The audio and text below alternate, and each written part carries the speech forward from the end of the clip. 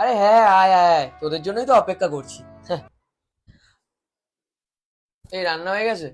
হ্যাঁ, হয়ে গেছে। আমার বন্ধুরা কিছুক্ষণের মধ্যে চলে আসছে, ঠিক আছে? ওরা আসলেই তুমি ছাদে চলে যাবে। কেন?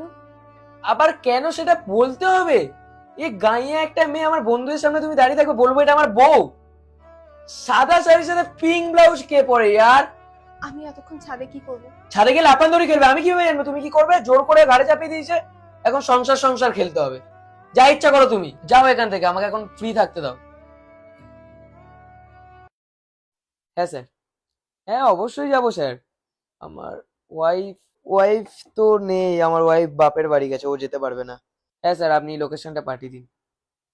আমি তো যেতাম ওখানে, তোমার অফিস পার্টি তো খুব মজা হতো গেলে। এই চুপ করো, তুমি যেতে মানে? তুমি জানো ওখানকার থিম কি, ওখানকার মেয়েরা কি ড্রেস পরে যায়? তুমি ওখানকার মেয়েদের নোকের যোগ্য? আমি যেতাম। আর তোমাকে আমি লাস্ট বার বলে দিচ্ছি, আমি যখন কলে কথা বলো তখন যেন পুরো মুখে আঙুল দিয়ে থাকো। নেক্সট টাইম দিয়ে যেন এরকম না হয়, বলে দিলাম। যাও গিয়ে চা করে নিয়ে আসো।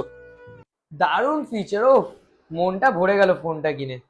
হ্যাঁ, এত দাম দিয়ে আইফোন কিনে সার্থক হলো। এটা আইফোন না, শুনেছি খুব ভালো ছবি ওঠে, আমাকে একটা কিনে দেবে?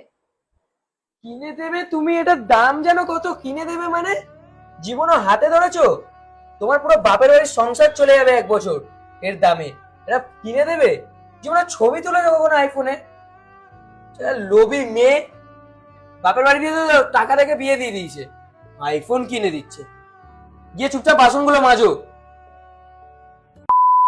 হ্যাঁ, গিয়ে চুপচাপ বাসনগুলো মাজো, বাসন মাজো।